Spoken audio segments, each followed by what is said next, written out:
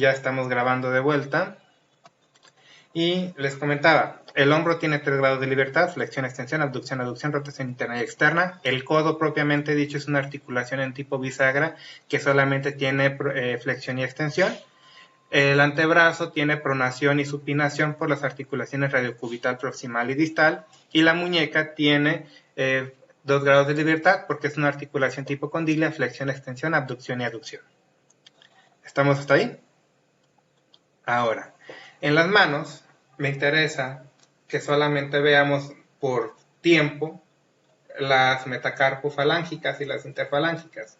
Las metacarpofalángicas, ¿qué movimientos tienen? ¿Sí? Los nudillos propiamente dichos, lo que es la unión del metacarpiano con la falange correspondiente. Tienen 2 grados de Flexión, libertad: flexión, extensión. abducción y aducción, igual que la muñeca. Entonces, también podemos tener circunducción con las metacarpofalángicas, ¿sí? Y si a esas vamos, luego las falanges están súper regaladas porque es igual que el codo, solamente tienen flexión, extensión y ya. Sea falange interfalángica proximal o distal, solamente tenemos 1 grado de libertad. Es una articulación tipo bisagra. Una pregunta, en las articulaciones intercarpianas había leído que hacen movimientos de deslizamiento y resbalamiento, algo así, Sí, pero ya sería ¿cómo meternos se...? ahí. Es un movimiento, le llamamos, son articulaciones planas o artrodias, cuyo movimiento es de deslizamiento porque no es un movimiento angular. Todos los movimientos que estamos viendo ahorita son movimientos angulares, que pueden ser medidos porque hay un cambio en el ángulo entre los dos ejes de los huesos. Pero en los huesecillos del carpo, hazte cuenta que solamente son movimientos de deslizamiento, se mueven uno sobre otro, pero no hay un cambio angular medible como tal. ¿Me doy a entender? Sí, gracias. Entonces, sí, y créeme que esto es materia de, bueno, es clase de 10, 20 horas, ¿sí? Hay materias de artrología, inclusive, donde hablamos de pura articulación, pero bueno, eso es lo básico. Ahora, a lo que me importa en esta clase es que ustedes aprendan cómo vamos a hacer la medición rápida de estas articulaciones. ¿Les parece? ¿Podemos comenzar? ¿Ya estamos hablando más o menos el mismo idioma todos? Muy bien. Les voy a compartir pantalla y vámonos a la presentación. Obviamente, por temas de tiempo, me voy a ir pues muy rápido y solamente voy a mostrarles lo más importante, lo más conciso para lo que estamos viendo, si no nunca acabaríamos y nunca veríamos los padecimientos ortopédicos. Sin embargo, si alguien tiene curiosidad o quiere ver las clases completas de estos temas que estamos viendo, igual lo puede checar en el canal de YouTube, ahí van a estar, ¿sí? Entonces, vámonos a lo importante en la medición de la articulación del hombro, ¿sí? Entonces, ¿cuáles son los puntos óseos de referencia que vamos a tomar para hacer una medición goniométrica del hombro? ¿Sí? Primero, la línea media lateral del tórax, esta que tenemos aquí, ¿sale? ¿Vale? Luego vamos a tomar como referencia ósea a nivel del hombro el troquíter o tuberosidad mayor del húmero, ¿sí? Y a nivel del codo vamos a tomar ya en ocasiones el epicóndilo lateral del húmero y en otras ocasiones el olecranon del cúbito, ¿sí? Entonces, este recorte de libro, pues es el libro de Taguadela, el libro que le subí. Aquí está, en el libro de Taguadela, en los movimientos del hombro, en qué posición debe tener el paciente. En este caso, les dice que para el movimiento de abducción y aducción del hombro, el paciente debe estar en decúbito dorsal, o sea, acostado boca arriba o decúbito supino, como le quieran decir, para que la escápula esté estabilizada contra la camilla. El hombro debe estar en una posición neutra o posición cero, al igual que el codo, y el antebrazo que debe estar en una pronosupinación de 0 grados y la muñeca también en posición de 0 grados. Vamos a poner nuestro goniómetro alineado en 0 grados. El eje del goniómetro o fulcro o axis del goniómetro lo vamos a colocar sobre la cara lateral del acromion, como proyectando como punto central la cabeza del húmero. El brazo fijo el brazo fijo del goniómetro va a estar alineado a la línea medioaxilar paralela al esternón, y el brazo móvil va a estar alineado sobre la línea media longitudinal del húmero, tomando como reparo óseo el epicóndilo lateral, ¿sí? Y ya el paciente va a hacer el movimiento de abducción y aducción. Entonces, creo que una imagen vale más que 1000 palabras de texto, ¿sí? Aquí tenemos al paciente acostado en decúbito supino, o sea, boca arriba, el goniómetro universal, y todo el brazo está en posición 0, como la posición que vimos el día de ayer. El fulcro del goniómetro va a estar localizado sobre la cara anterior del acromio, ¿sí? Les dice ahí como proyección es el centro de la cabeza del húmero. El brazo fijo va a estar alineado sobre la línea medio axilar, y el brazo móvil superpuesto sobre el brazo fijo, pero tomando como reparo óseo el epicóndilo lateral del húmero, de esta forma, ¿sí? Entonces, partiendo de eso, el paciente hace el movimiento de abducción, ¿sí? Donde el fulcro ya no se mueve, el brazo fijo ya no se mueve, y el brazo móvil es el que se mueve siguiendo el movimiento de abducción o de aducción del miembro superior en cuestión, ¿sí? Y aquí les dice que el arco de movimiento normal de un hombro es de 160 a 180 grados, ¿sí? Y el grado normal o el rango normal de movimiento de ABD, de aducción, perdón, de aducción de un hombro es de 0 a 30 grados. Obviamente, para hacer la aducción, si la hacemos pura, pues nos va a estorbar el brazo, el tronco nos va a estorbar. Entonces tenemos que hacer una leve flexión del hombro para ya luego permitir la aducción del mismo. ¿Me doy a entender?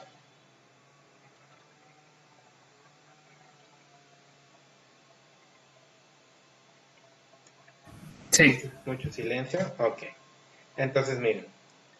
Antes se recomienda, si ustedes tienen tiempo, pues que vean al paciente, vean si hay, lo que les comentaba ayer, si hay alguna normalidad ósea, alguna normalidad anatómica, al momento de palpar, si hay algún tipo de dolor y eso, y hacer una movilización pasiva para ver qué tanto puede mover el paciente antes de usar el goniómetro, ¿sí? Normalmente el paciente, si estábamos aquí al inicio, y levanta todo, es un medio círculo, o sea, son 160 a 180 grados de movimiento que tiene el paciente. Colocamos entonces el goniómetro con nuestro fulcro o eje sobre la cara anterior del acromion, el brazo fijo paralelo a la línea medio axilar y el brazo móvil superpuesto sobre el brazo fijo, pero en dirección hacia el epicóndilo lateral del húmero. Esa es la forma de colocar el goniómetro al inicio. Y ya después le pedimos que haga la abducción y con nuestro goniómetro vamos siguiendo el movimiento. ¿Me doy a entender, chavos? Sí, doc. Ok. Ahora, para los movimientos de flexión y de extensión, el paciente sigue en decúbito supino, todo en posición 0, igual que en la postura pasada. Y ahora vamos a colocar el fulcro del goniómetro sobre la cara lateral del acromio, ¿sí? Vamos a colocar el brazo fijo, ahora sí superpuesto sobre la línea medio axilar del tronco, y el brazo fijo igual, colocado en alineado sobre la línea medio lateral del húmero, dirigido el brazo móvil hacia el epicóndilo lateral del húmero. Y ya, partiendo de esa posición, le pedimos al paciente que haga la flexión para medir el rango de movimiento que tiene, ¿sí? Miren, ahí estamos haciendo una movilización pasiva para ver qué tanto movimiento tiene el hombro, ¿sí? Vemos que este paciente pudiera tener una contractura de algunos músculos de la escápula, ¿sí? Y bueno, ahí está, colocamos el fulcro sobre la cara lateral del acromio, ¿sí? El brazo fijo tiene que estar a nivel de la línea medio axilar del tronco, el brazo móvil superpuesto sobre el brazo fijo, pero mirando hacia el epicóndilo lateral del húmero, ¿sí? Si les estorba o tienen dificultad para que el brazo quede a mitad del tronco, pueden utilizar alguna almohadita, algún rollo de venda o algo para que el brazo quede en posición. ¿Me doy a entender, chavos?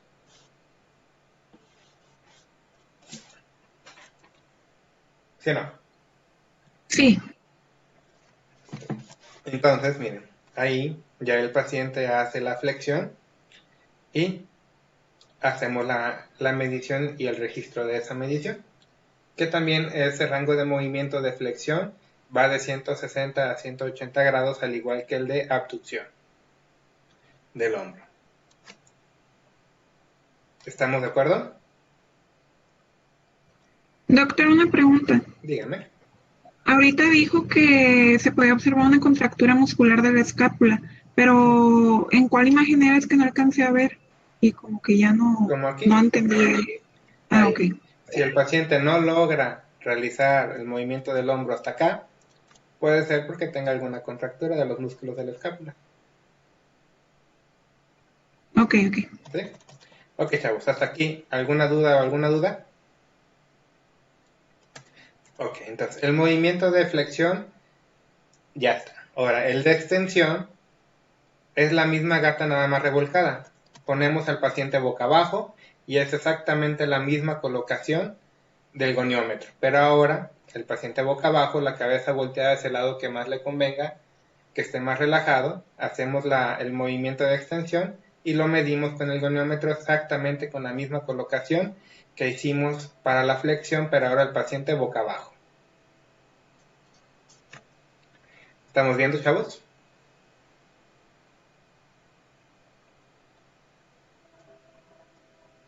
Sí. ¿Sí? ¿Dudas o preguntas? Una pregunta, ¿podría pasar de que al movimiento de la exploración o la medición de estos ángulos se pueda luxar por un estrés que se ejerce en la cápsula y en los elementos Si lo haces dentro de los menores? rangos funcionales, no hay tanta bronca, ¿sí? Obviamente, si ves que es un paciente que tiene antecedente de una luxación o de luxaciones de repetición, pues tienes que evitar hacer los movimientos que pueden luxarlo, que en este caso es la abducción junto con una rotación externa, ¿sí? Esos son los movimientos peligrosos para hacer una maniobra de hecho, hay una maniobra clínica que se llama aprehensión a la luxación. Entonces, cuando un paciente cada rato se luxa, haces esa maniobra, le pones al paciente sin decirle nada, más dile flojito y cooperando, y tú haces esa maniobra de abducción con rotación externa, entonces el paciente luego se intenta proteger y te quita el brazo o dice, no, espérate, detente, se me va a zafar, porque ya saben que con ese movimiento, aunque no saben qué es abducción ni rotación externa, pero saben que con ese movimiento se les puede zafar el brazo. Pero con un movimiento puro de extensión no es el más preocupante para que se luce. Ok, gracias.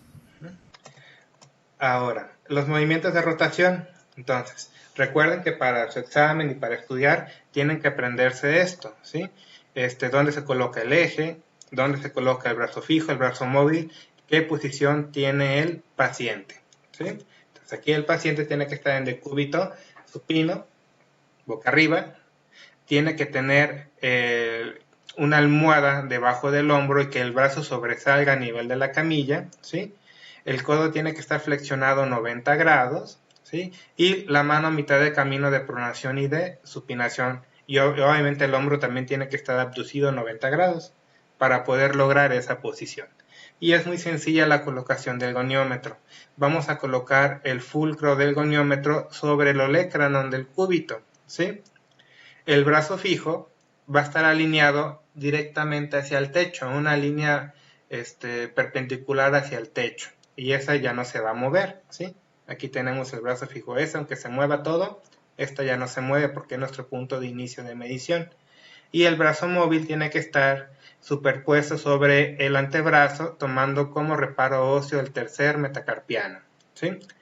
Y ya el paciente está en esta posición inicial y ya hacia atrás es la rotación externa que va de 70 a 90 grados y hacia adelante es la rotación interna que mide también de 65, no, de 70 a 90 grados también, anda midiendo casi igual. ¿Alguna duda o alguna pregunta para el hombro, chavos?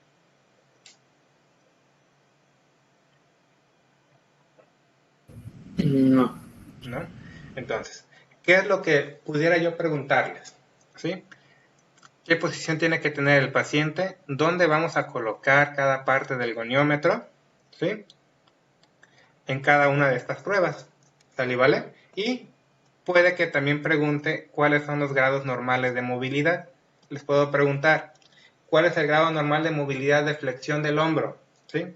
Y les puedo poner incisos, de 0 a 20, 0 a 50, 0 a 180, 0 qué sé yo. ¿Estamos de acuerdo? Entonces, dejamos el hombro y nos vamos al codo. El codo es muy sencillo, ¿sí? Aquí están los arcos de movilidad del codo. Pronación, flexión de 150 a 140 grados según, según la literatura. La extensión normal del codo, pregunta capciosa, es de 0 grados. Y la pronación y supinación de 80 a 90 grados dependiendo dónde lo vean ustedes, ¿sí? ¿Cuáles son los puntos óseos de referencia que vamos a utilizar a nivel del codo? Bueno, el epicóndilo lateral del húmero, la apófisis tiloides del radio, la apófisis tiloides del cúbito, ¿sí? Y el acromion son los puntos óseos de referencia que vamos a tomar. ¿Estamos de acuerdo, chavos?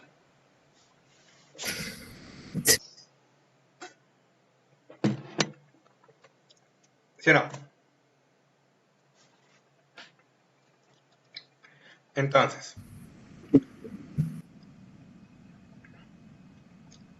Entonces, fíjense bien, vamos a colocar al paciente en decúbito supino, todo el brazo, la mano, codo, muñeca, dedos en posición neutra o posición 0. Podemos colocar una almohada debajo del codo para que nos facilite el movimiento, ¿sí? Y partir de un grado 0. Vamos a colocar, podemos hacerlo de dos formas, ¿sí? Podemos colocar el goniómetro sobre su eje, sobre el epicóndilo lateral del húmero, y el brazo fijo puede estar dirigido hacia el acromion por arriba o directo hacia una línea media perpendicular hacia la pared de enfrente, ¿sí? Como a ustedes se les haga más fácil. A mí me gusta más de esta forma como está en esta fotografía. El fulcro siempre va en el epicóndilo lateral del húmero, el brazo fijo va hacia el troquítero o tuberosidad mayor del húmero, ¿sí? Y el brazo móvil está alineado sobre la apófisis estiloides del radio, ¿sí? Aquí. Entonces, aquí estamos en una posición 0 y ya para medir la flexión del codo lo único que hacemos es flexionar el codo y seguimos el movimiento del brazo con nuestro goniómetro y ya nos va a dar el resultado de la medición. Sencillito, ¿verdad?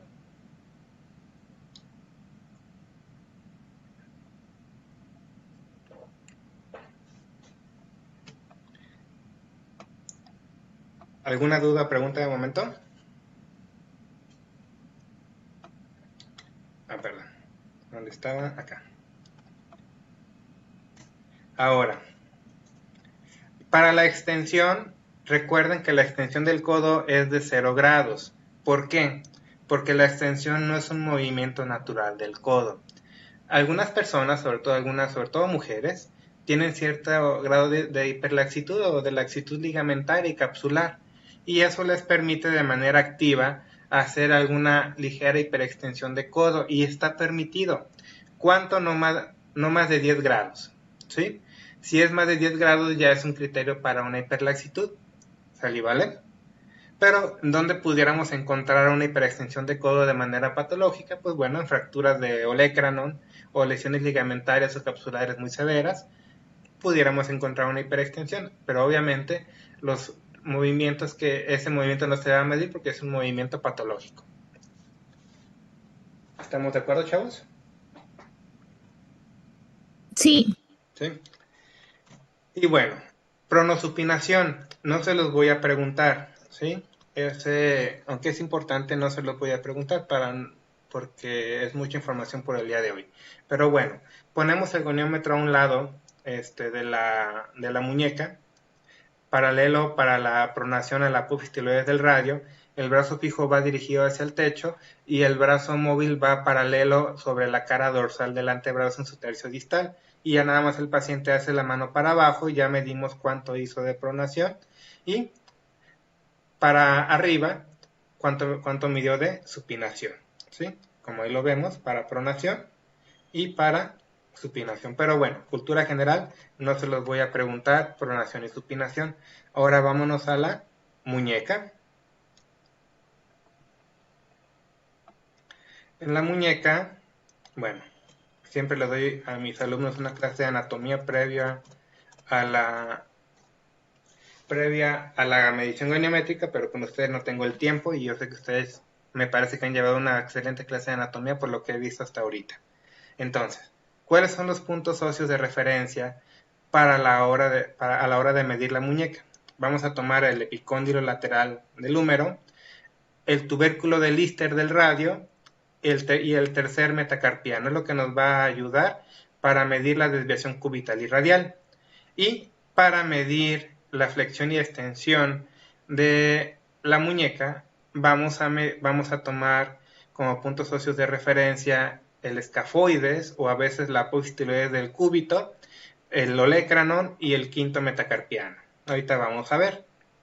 Entonces, pregunta, ¿qué movimiento vamos a ver ahí? Flexión y extensión. Exactamente. Entonces, ¿dónde está colocado el goniómetro? En la apófisis estiloides del radio. En este caso, como es el dedo chiquito, de ese lado está el cúbito. Digo, sí, perdón, del cúbito, sí. El cúbito, ¿sí? Se puede colocar a ese nivel. El brazo fijo va alineado sobre la cara lateral del cúbito en dirección hacia el epicóndilo lateral, ¿sí? Y el brazo móvil va dirigido sobre el quinto metacarpiano. ¿Sale, vale? Aunque bueno, para una medición más exacta, porque es que no me deja colocar. La posterior del cúbito la tenemos por acá, pero para una medición más exacta podemos colocar el goniómetro sobre el hueso piramidal, ¿sí? En este punto, en esta proyección en la cara lateral del hueso piramidal, ahí nos va a dar una medición mucho más exacta, ¿sí? Y ya vamos a hacer el movimiento de flexión hacia arriba y de extensión, perdón, flexión hacia abajo y de extensión hacia arriba. ¿Cuáles son los arcos normales de flexión del codo? Que no se los pregunté, es de 130 a 140 grados, dependiendo la persona, ¿sí? Y de extensión son de 0 grados. Ahora, para la muñeca, los arcos normales son de flexión de 60 a 80 grados y de extensión de 60 a 70 grados. ¿Estamos de acuerdo?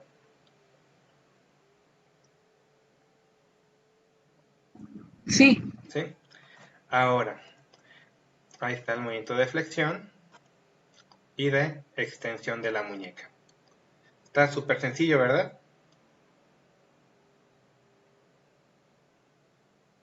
Obviamente el paciente va a estar sentadito, vamos a colocar su antebrazo sobre una superficie plana, acolchonadita, puede ser la camilla, y ya hacemos la medición. Y el brazo tiene que estar, el codo tiene que estar flexionado 90 grados y tiene que estar también el antebrazo pronado para poder realizar esa medición. ¿Estamos de acuerdo? Sí. Ok. Ahora, para medir desviación cubital y radial, vamos a colocar el fulcro o eje del goniómetro sobre el tubérculo del Lister, ¿sí? El brazo fijo alineado sobre la línea media del antebrazo en su cara superior, tomando como reparo óseo el epicóndilo lateral del húmero, ¿sí? Y el brazo fijo alineado sobre el tercer metacarpiano. ¿Sale, vale? Y ya se realiza el movimiento de desviación radial. ¿Hacia dónde será la desviación radial? ¿Hacia acá o hacia acá?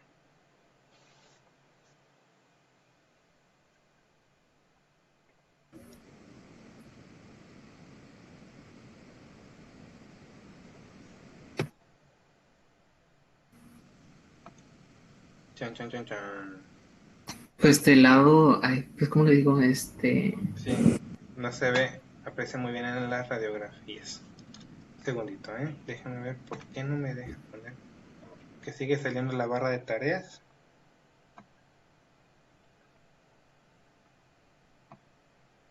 No me deja.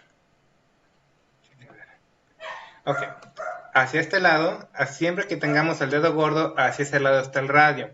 Siempre que tengamos el dedo chiquito, hacia ese lado está el cúbito. ¿Sale, vale? Entonces, desviación radial es hacia acá, desviación cubital es hacia acá. ¿Cuánto es lo normal de desviación radial? De 25 a 30 grados y de desviación cubital de 30 a 40 grados. Siempre es mayor la desviación cubital que la radial. ¿Estamos de acuerdo? Sí. Ahora, ahí está, más de lo mismo. Y con esto acabamos muñeca. Y vámonos a la mano. La mano pudiéramos durar 10 horas midiendo la mano, ¿sí? Y el pulgar es un show, medirlo. Y no me va a alcanzar el tiempo para eso. Pero bueno, para la mano vamos a utilizar un goniómetro de dedos, que es súper sencillo de utilizar, para medir los movimientos de flexión y de extensión, ¿sí? En este caso, estamos viendo la flexión de los nudillos de las metacarpofalángicas, ¿sale, vale?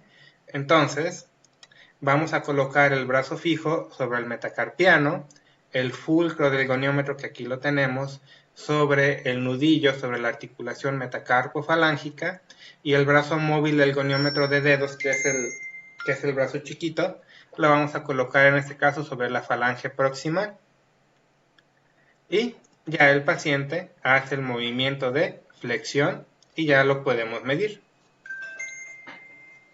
¿Me doy a entender? Sí, Sí. ¿Sí? Ahora, para la extensión, solo basta colocar la mano en supinación, colocamos el goniómetro sobre la palma de la mano de la misma forma que lo colocamos sobre el dorso de la mano y podemos medir el movimiento de extensión de la metacarpofalángica. ¿Me doy a entender? Okay. Ahora, las interfalángicas proximales y distales está regalado, chavos, porque ahora nada más recorremos el goniómetro de aquí para acá. Ahora el brazo fijo está sobre la falange proximal, el eje o fulcro del goniómetro lo vamos a poner sobre la interfalángica, la articulación interfalángica proximal, y el brazo móvil lo ponemos sobre la falange media, y ya podemos realizar el movimiento de flexión y de extensión de la de la interfalángica proximal. Y en la distal, pues recorremos más el goniómetro todavía y colocamos el brazo fijo sobre la falange media, el fulcro sobre la articulación interfalángica distal y el brazo móvil sobre la falange distal. ¿Me doy a entender?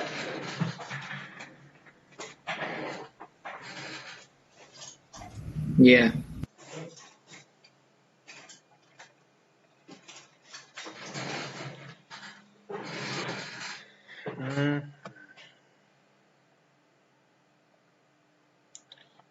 Miren, a ver si me pueden ver.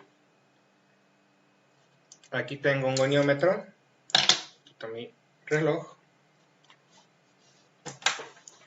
Traten de fijar la pantalla donde estoy yo. Miren, de esta forma tengo mi goniómetro. Brazo fijo, el más grande. El fulcro del goniómetro, aquí lo tenemos. El eje. Y el brazo móvil es el más pequeñito. ¿Sale? Entonces, si yo quiero medir la metacarpofalángica, coloco mi goniómetro, el brazo fijo sobre el metacarpiano correspondiente, el fulcro o eje del goniómetro sobre el nudillo, sobre la articulación metacarpofalángica, y el brazo móvil sobre la falange proximal. Y ya realizo el movimiento de flexión y ya lo puedo medir. Y así con cada una de las metacarpofalángicas. ¿Me doy a entender? Regalado, ¿verdad? Ahora, ¿qué pasa si yo necesito medir la interfalángica proximal? Nada más recorro mi goniómetro y hago la medición para la interfalángica proximal. Y para la distal, vuelvo a recorrer el goniómetro y no tengo tanto control muscular, pero bueno, puedo hacer la medición. ¿Me doy a entender? Está sencillito. Y si quiero medir la extensión, lo único que hago es voltear el goniómetro y lo coloco de igual forma. Bueno, volteo la mano y pongo el goniómetro de igual forma.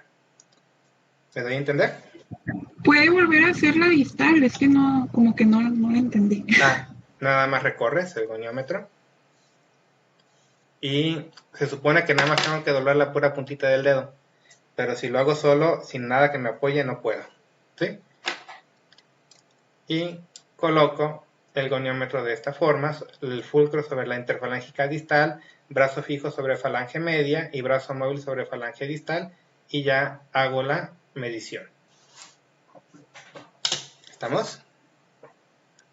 Ok, entonces, vamos a darle 5 minutos de descanso, nos conectamos a las 12:10 para irnos rápido a las pruebas musculares. ¿Va que va? Doc, ¿y en el pulgar cómo se hace? El pulgar es un show, ¿sí? El pulgar, en las interfalángicas no hay bronca, inclusive la interfalángica, ¿sí? Pero para medir oposición ocupas una cinta métrica, para medir extensión tienes que agarrar desde acá, y eso es otra cosa de una clase. Y Okay. no son movimientos muy utilizados. Dime, Saray. Una pregunta, cuando una persona se llega a fracturar, ya sea la mano o cualquier parte del cuerpo, y les quitan la férula, ¿con qué movilidad comienzan o cómo saben si quedó bien o no lo pusieron bien? Ok. Bueno, eso ya es como de trauma, pero generalmente se inmovilizan con una férula y si quedaron muy desplazadas se le pone un tornillito en lo que hacen. Y pues todo depende, no es lo mismo un niño que casi no desarrolla fibrosis, que casi no desarrolla rigidez, a un viejito que si le inmovilizas mucho tiempo una mano o lo que sea, se le va a quedar ya pegado. Entonces todo depende del método de tratamiento que haya utilizado el traumatólogo.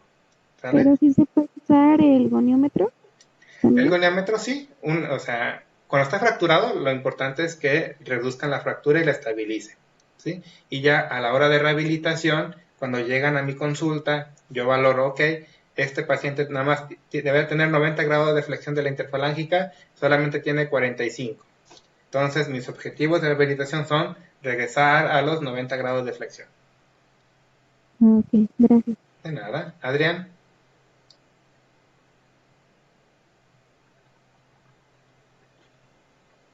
Adrián, ¿levantaste la mano?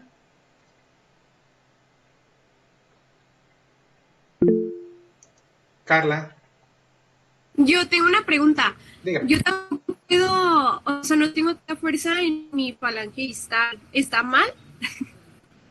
O sea, sé de que tampoco puedo. ¿Mande? ¿Solo tienes fuerza en tu falange distal?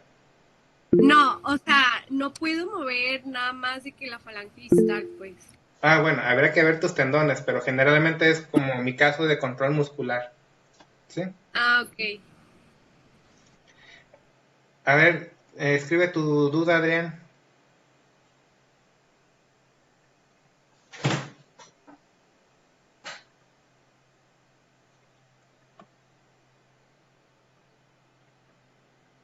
No, no te escucho, Adrián.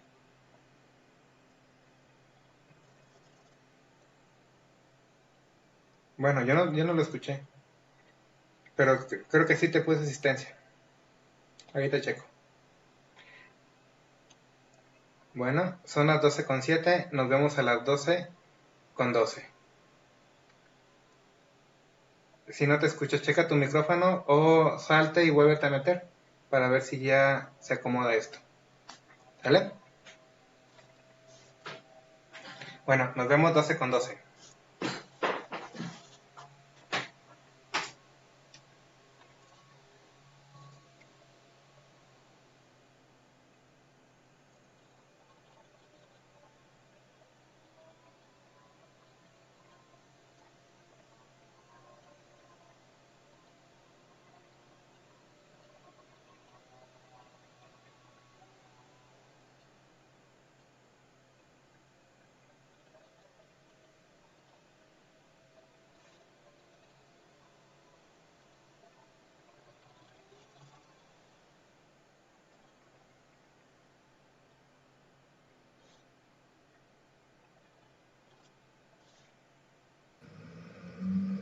¿Ahora sí me escuchas? Ah, sí, ahora sí.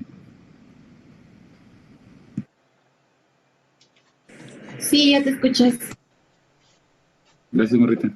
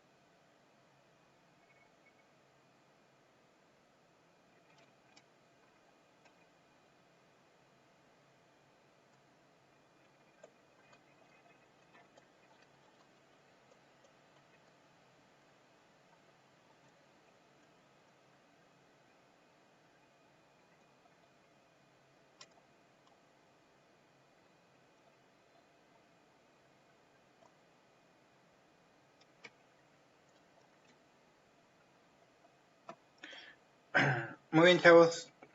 ¿Ya estamos todos de vuelta? Bien.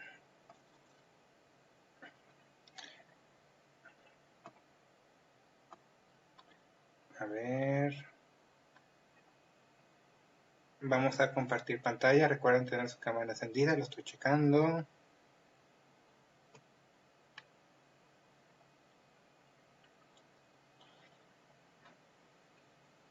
Ahora, vámonos a las pruebas de función muscular, ¿sí?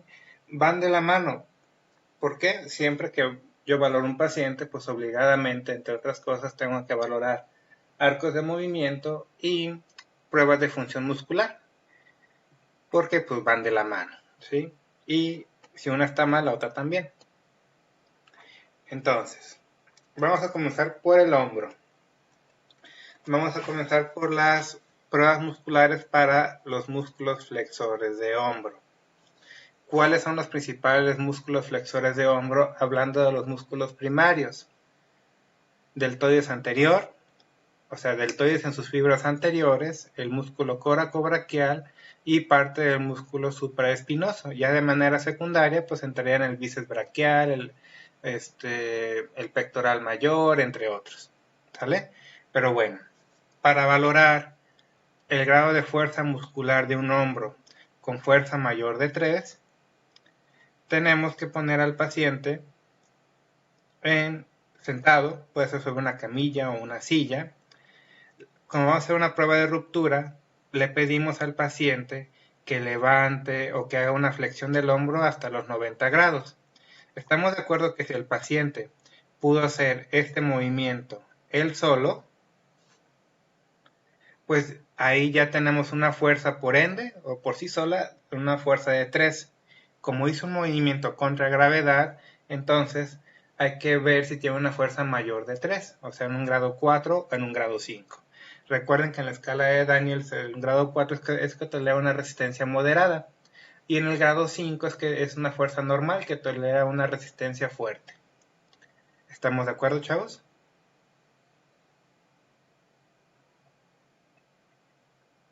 Sí, doctor. Entonces, Sí. en la imagen de su derecha, pues estamos viendo que el paciente hizo el movimiento activo contra gravedad, entonces ya tiene el tripas ganado, ¿sí? Solamente venció la resistencia de la fuerza de gravedad. Para ver si tiene un grado 4 o 5, entonces tenemos que poner una resistencia manual. En este caso, para eso, estabilizamos la escápula con una de nuestras manos, la escápula y el hombro, y vamos a hacer una resistencia sobre el tercio distal del húmero con nuestra mano en dirección hacia la extensión. Recuerden que la resistencia siempre va aplicada en la dirección contraria al movimiento que estamos midiendo. ¿Me doy a entender, chavos? Sí. Y como es una prueba de ruptura, entonces ponemos al deltoides en su posición donde más fuerza puede hacer, que es a los 90 grados de flexión, y ahí hacemos esa prueba de ruptura con una resistencia en dirección hacia la extensión. Entonces, si el paciente nosotros vamos a valorar, recuerden, de acuerdo a nuestra constitución y de acuerdo a las características del paciente, vamos a calificarlo como un grado 4 o un grado 5, dependiendo de la resistencia que tolere su paciente. ¿Me doy a entender?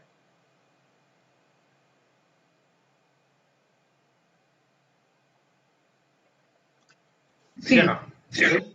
Sí.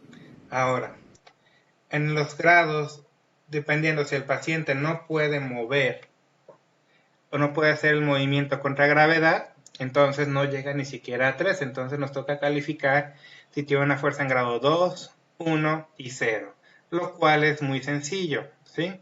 Entonces, podemos hacerlo de esta forma, donde si el paciente hace un movimiento parcial, podemos decir que tiene un grado 2. En un grado 1 podemos sentir la contracción sobre todo del músculo deltoides, y si hay contracción y no hay movimiento, podemos darle la calificación de 1. Y si no sentimos nada de contracción, pues una calificación de 0. Pero bueno, también podemos hacer otra maniobra que no está aquí en este manual, pero es muy sencilla. Voy a dejar de compartir.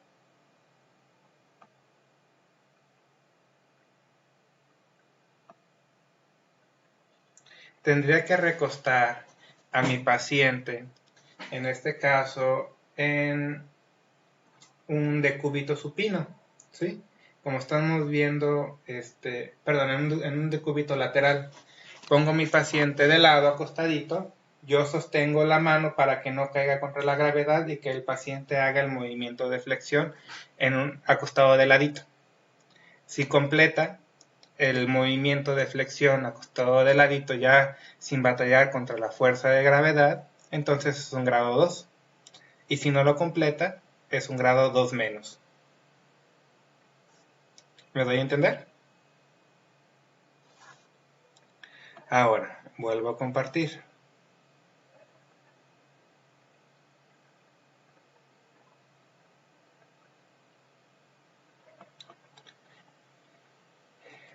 El movimiento de extensión del hombro.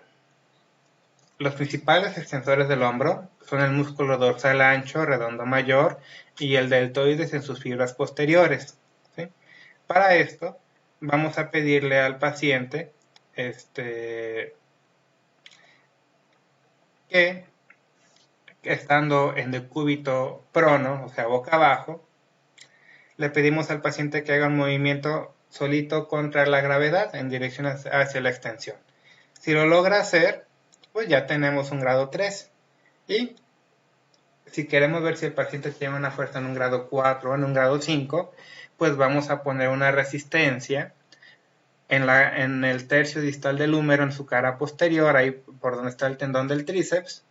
Y esa resistencia manual la vamos a aplicar con una dirección hacia la flexión, como tratando de regresar el brazo hacia la camilla. Y ya, dependiendo de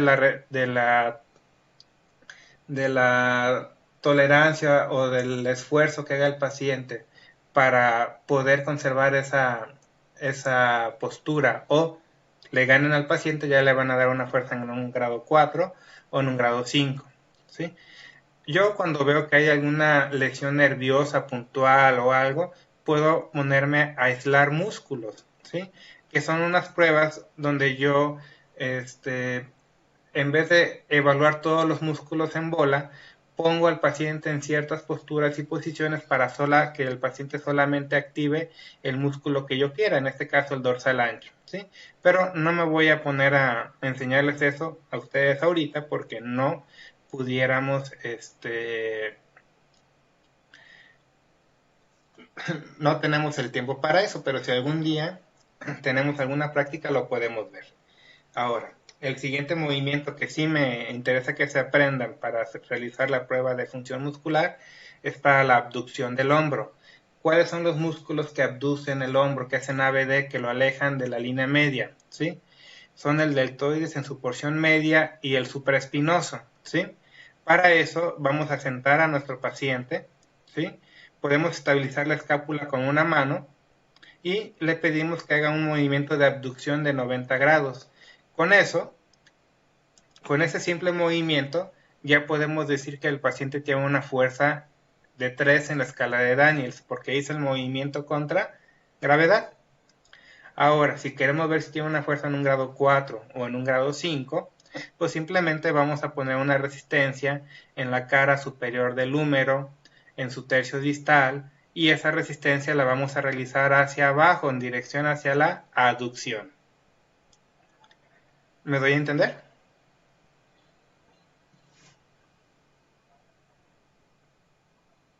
Sí, sobre el tipo de resistencia, ¿cuánto es lo que debemos de ejercer presión? Ahí está el meollo del asunto. Que decía, tienen que valorar primero a muchos pacientes normales para que ya se vayan haciendo su mapa mental o su estrategia mental dependiendo el sapo es la pedrada. O sea, tú vas a ver a tu paciente, lo ves fuerte, sano, marcado, tú vas a decir, bueno, él tiene mucha fuerza, voy a aplicar la resistencia máxima. Pero es un paciente de la tercera edad, con atrofia muscular y todo, entonces tú sabes o vas a tener que hacer una valoración subjetiva de la fuerza muscular. Recuerden que ayer les hablé de parámetros objetivos, y parámetros subjetivos, donde de manera objetiva tú puedes ver si tiene un grado 3, porque o vence o no vence la fuerza de gravedad y punto.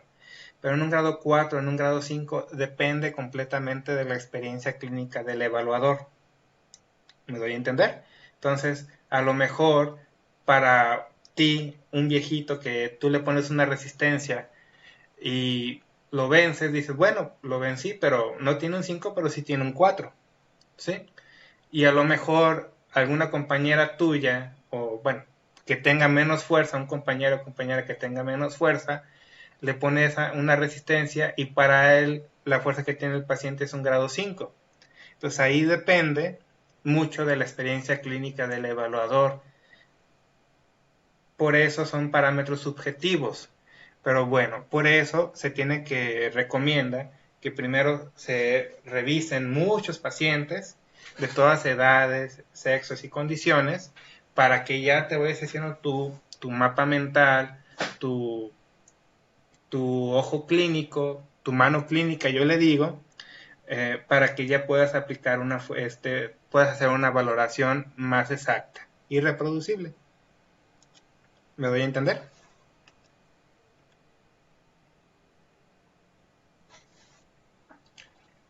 ¿Sí o no? Sí. ¿Sí? Ok.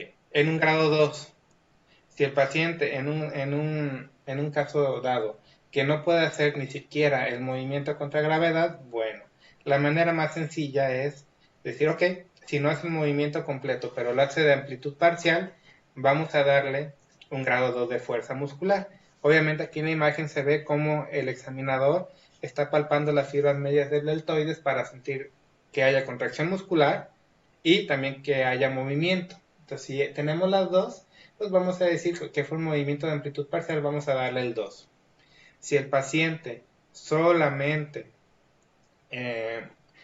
activa el músculo, pero no hay movimiento, pues podemos decir que es un grado 1, porque hay una contracción muscular, pero esa contracción muscular no genera movimiento, es un grado 1. Y si no sentimos nada, pues es un grado 0, porque no hay ni contracción ni movimiento. ¿Estamos? Sí. ¿Sí? Ahora, hay una prueba alterna para la abducción del hombro, que es simplemente colocar al paciente boca abajo. Nosotros podemos tomar la mano del paciente o el codo o ambas para que no roce el brazo con la camilla y no le impida el movimiento. Entonces nosotros no facilitamos el movimiento, solamente evitamos que la fuerza de gravedad le impida al paciente hacer el movimiento de abducción con el paciente recostado. Y si eso hace el paciente recostado un arco de movimiento completo sin la fuerza de gravedad trabajando, podemos decir que tiene un grado 2. Y si lo hace de manera parcial, a pesar de las facilidades que nosotros le damos al evitar el roce de la mano con la camilla, pues es un grado 2 menos. Y si solamente hay contracción y no hay movimiento, pues sigue siendo un grado 1. ¿Me doy a entender?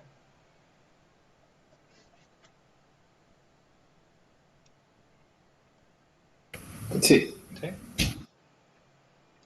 Ahora, la abducción horizontal no me voy a meter a eso.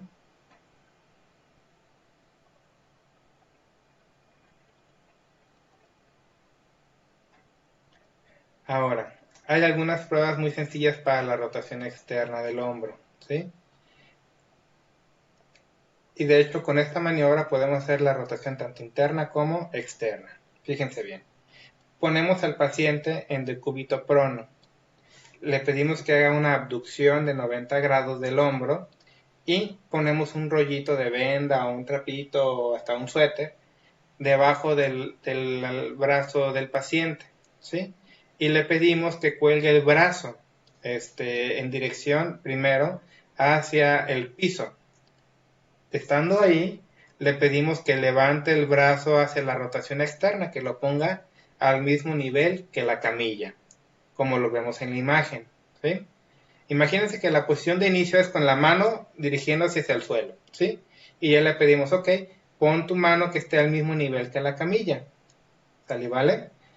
Y ya con eso, le pedimos, el paciente ya hizo un movimiento contra gravedad en rotación externa y podemos darle una fuerza en un grado 3.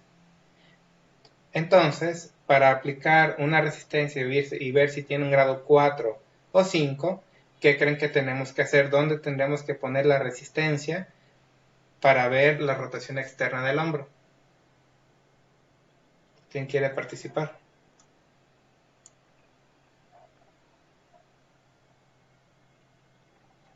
¿Cómo? ¿Dónde pondríamos la resistencia para ver si tiene un grado 4 o un grado 5? ¿En el omóplato? No.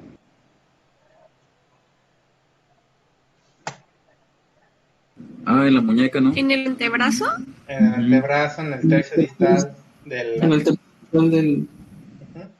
Aquí, donde está el puntero, ahí pondríamos la resistencia. ¿En dirección hacia dónde? Hacia la rotación interna, o sea, hacia el movimiento contrario. Y ya veríamos si tiene un grado 4 o un grado 5. ¿Me doy a entender? ¿Sí o no?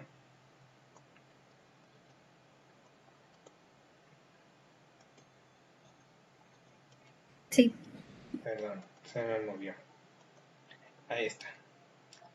Ahora, para el paciente que no pueda vencer la fuerza de gravedad, pues es muy sencillo, ¿sí?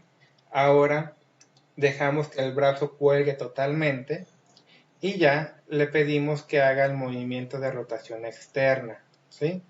Donde el paciente tiene que girar la palma de la mano hacia afuera, ¿sí? No se alcanza a ver aquí, pero la palma de la mano tendría que estar girada hacia afuera. Si hace ese movimiento completo, es un grado 2, ¿sí? Ahora, ¿dónde está palpando aquí el paciente, el examinador? En la línea anterior de la axila. ¿Y ahí qué tenemos? Los serratus. ¿Y qué más? Pues las costillas también. ¿Y qué más tenemos por ahí?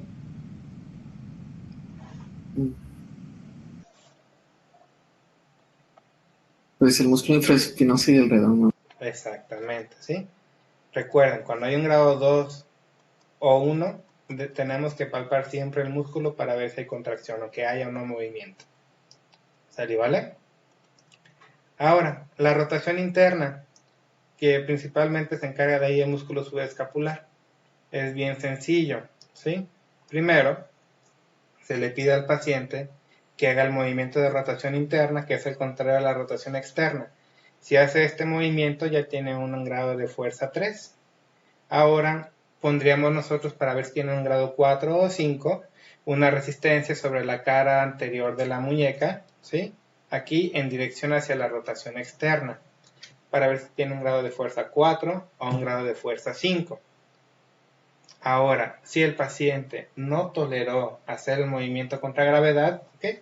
Lo recorremos a la esquinita de la camilla, dejamos que el brazo esté colgando y ahora le pedimos al paciente que gire con la palma de la mano hacia adentro, como es la rotación interna. Si es el movimiento completo, es un grado 2, porque ahí estamos limitando la fuerza de gravedad. Y si no lo puede realizar, pero si hay una contracción muscular porque están palpando en la zona del músculo subescapular, se siente alguna contracción por ahí, pues bueno, podemos darle una calificación de 1. Y si no tiene nada, pues es una calificación de 0. ¿Estamos bien o quieren que les explique de alguna otra forma?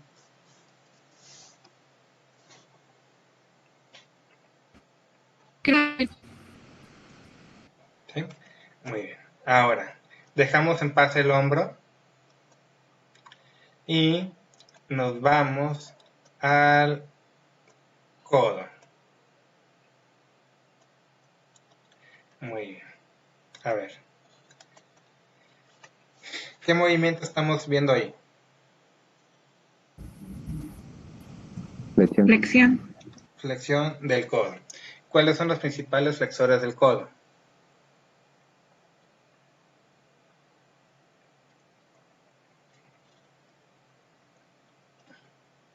¿Cuáles son los principales?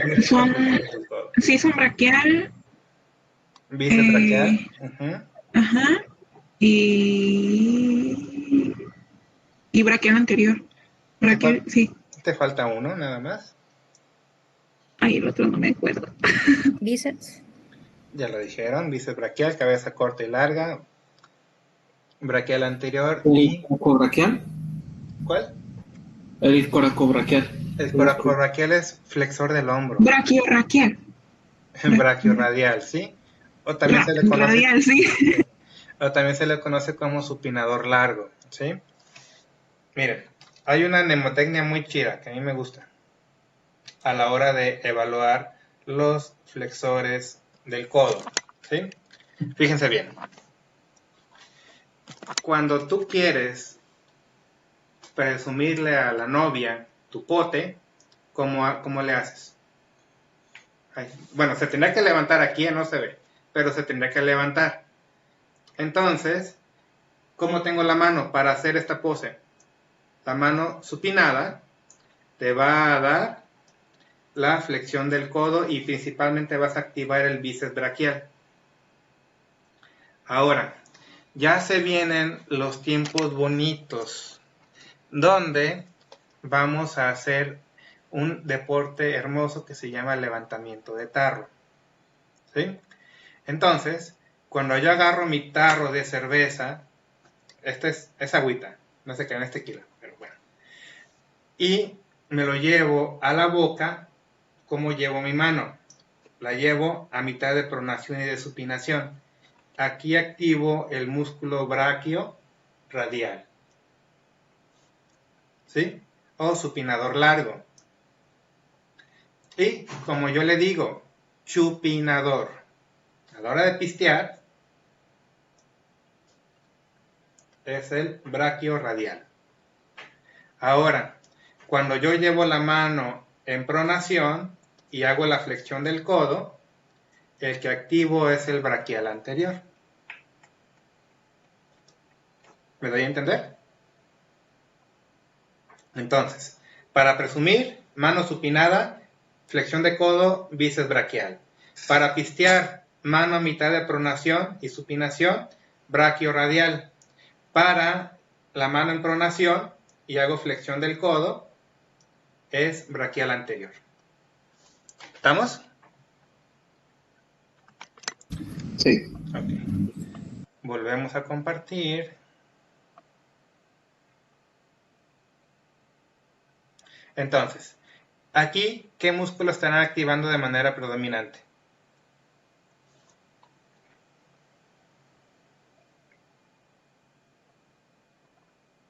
El braquial.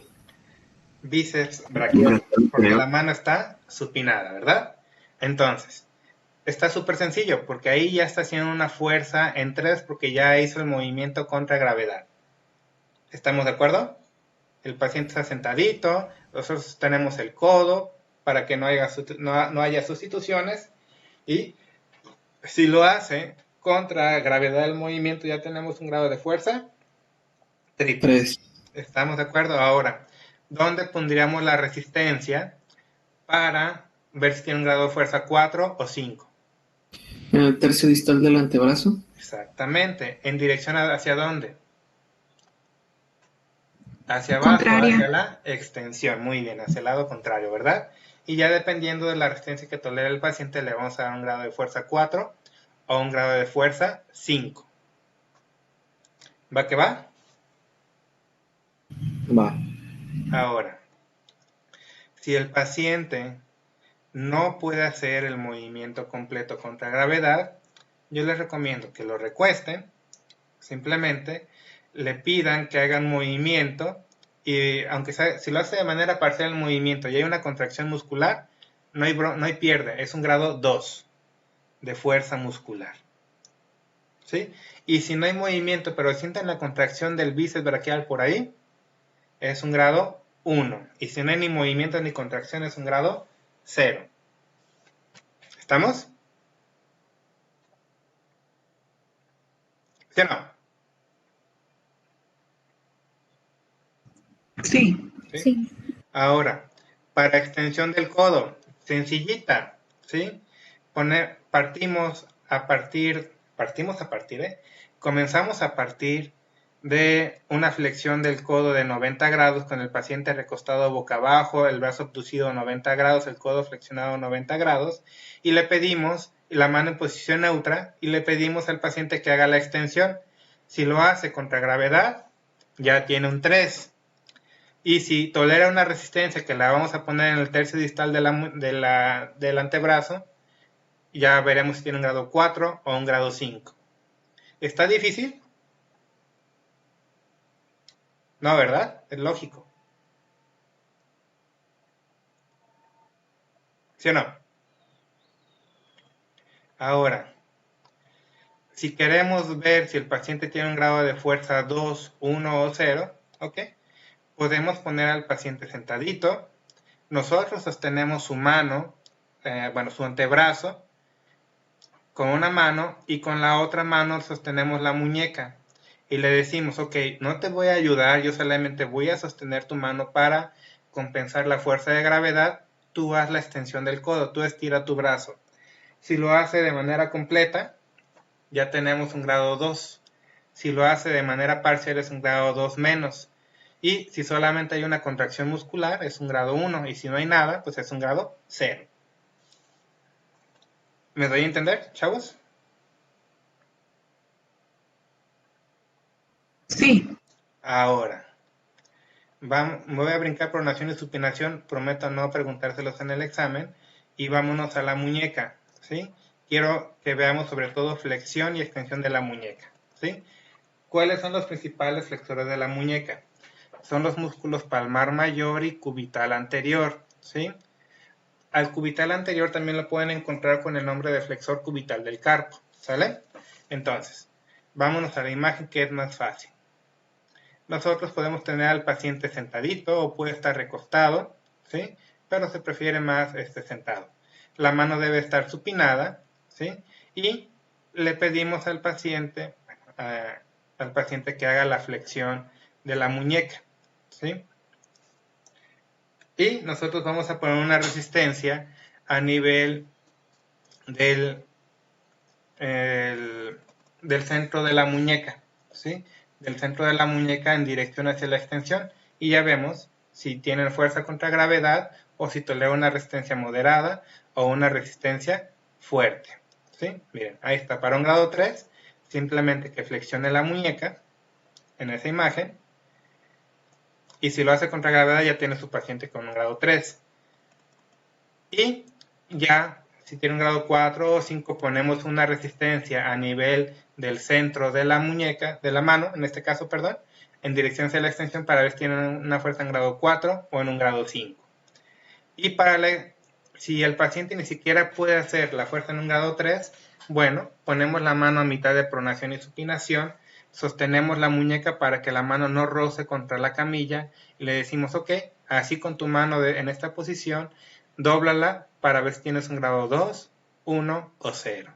En el grado 2, el paciente va a realizar el movimiento completo sin gravedad. Y en el grado 1, solamente sentirían la contracción ¿de qué? De los músculos flexores. Aquí los vamos a sentir de este lado de la muñeca a nivel de los tendones del palmar mayor, sobre todo. ¿Me doy a entender? Sí. ¿Sí? Ok. Y la extensión, pues es la misma gata nada más revolcada, ¿sí? Primero, para un grado 3, 4 y 5, le pedimos para el grado 3 que extienda la muñeca contra gravedad. Si lo hace, ya es un grado 3. En un grado 4 o 5 ponemos una resistencia. Le pedimos que haga la extensión, ya que la hizo, ponemos una resistencia en dirección hacia la flexión de la muñeca para valorar si tiene una fuerza en un grado 4 o en un grado 5. Ok, el paciente ni siquiera pudo lograr que hiciera el movimiento contra gravedad. Bueno, lo ponemos en la misma posición que para la flexión. En este caso, a mitad de pronación y supinación, y le pedimos que haga la extensión. Si lo hace completo es un grado 2. Si lo hace de manera parcial es un grado 2 menos. Si solamente se siente la contracción a nivel de los músculos extensores de la muñeca, que son el primer y segundo radial externo y el músculo cubital posterior, ahí vamos a sentir la contracción de los tendones, aunque no haya movimiento, y ese sería un grado 1. ¿Me doy a entender, chavos? Sí.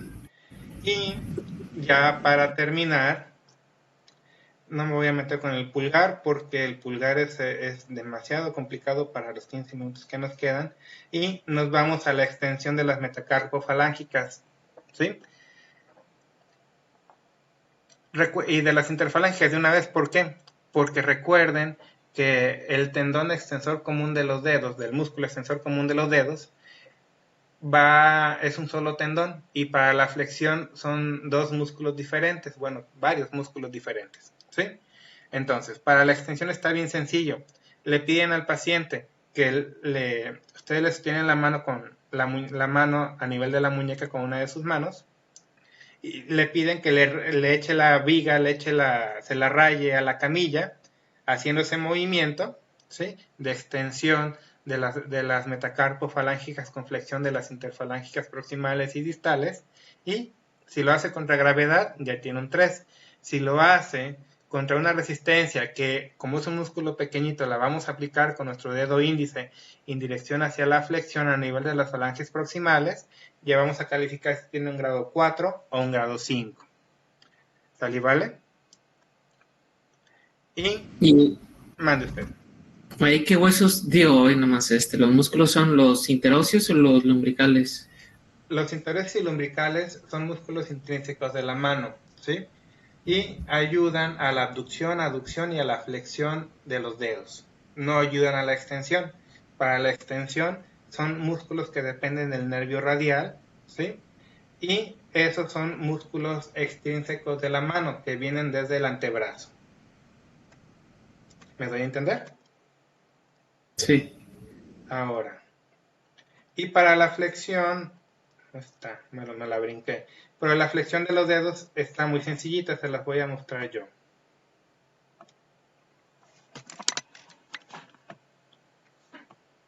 Ahí. Ponemos nuestra mano así, estabilizamos con una mano. A mí me falta una mano porque estoy usando mi mano como si fuera el paciente, pero con una mano estabilizo la muñeca y con la otra simplemente le pido al paciente que doble a nivel de los nudillos. Yo estabilizo a nivel de la cabeza de los metatarsianos, que doble a través de los nudillos con las falanges proximales y distales extendidas. Y aquí estoy valorando la fuerza de los interóseos y lumbricales, de esta forma, ¿sí? Si lo hace así, contra gravedad, perfecto, ya tiene un 3. ¿Dónde pondría yo la resistencia? Pues a nivel de las falanges proximales. ¿Me doy a entender? Ahora, para valorar el músculo flexor común superficial de los dedos, que llega su tendón a cada uno de los 4 dedos en la falange media, yo estabilizaría con una mano hasta la falange proximal y le pediría que flexione la interfalángica proximal manteniendo extendida la interfalángica distal de esta forma, y pondría la resistencia sobre la falange media. Y siguiendo en ese mismo orden de ideas, para flexionar la pura puntita de los dedos que le toca al músculo flexor común profundo de los dedos, yo estabilizaría hasta la falange media de los dedos, le pido que solamente flexione la interfalángica distal y pondría mi resistencia sobre la puntita del dedo para ver si tiene una fuerza en grado 3, 4 o 5. Súper sencillito, ¿verdad? Entonces, a grandes rasgos, ¿quiénes hacen flexión de las metacarpofalángicas? Interóseos y lumbricales. ¿Sale? Intrínsecos de la mano. ¿Quién hace flexión de la interfalángica proximal? Flexor común superficial de los dedos, músculo extrínseco de la mano. ¿Quién hace flexión de la interfalángica distal? Flexor común profundo de los dedos, músculo extrínseco de la mano. ¿Dónde tenemos los flexores? Aquí, en este vientre muscular de aquí. ¿Sí? Flexionen sus dedos ustedes, tóquense donde me estoy tocando yo y van a sentir la contracción de los músculos flexores superficiales y profundos. ¿Estamos de acuerdo? Ok. Una clase muy acarrerada, chavos, demasiado, comprendo, pero al menos traté de transmitirles los conceptos básicos de las evaluaciones rápidas que tenemos que hacer. Yo no diseñé su programa de estudios, es simplemente lo que viene. Pero me parece que el que lo diseñó no sabía lo que estaba metiendo en lo que son pruebas musculares y pruebas de goniometría, porque son demasiado amplias. Sin embargo, traté de transmitirles lo más básico para que ustedes aprendan. ¿Qué es lo que les puedo preguntar? Como ya en su examen. Primero, posiciones para la evaluación. ¿Dónde se coloca el goniómetro? ¿Sí?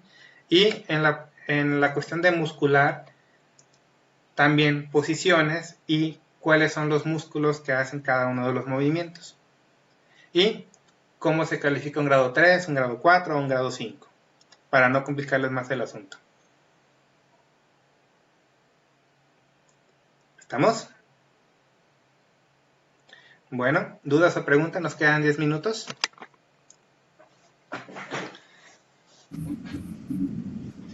¿Nos podría pasar ese archivo, Doc? ¿O es el mismo del libro que nos pasó? No, pero les voy a subir el video de la clase. ¿Qué les parece? Ah, ok. Chiste. Miren, déjenles... Comparto pantalla por última vez.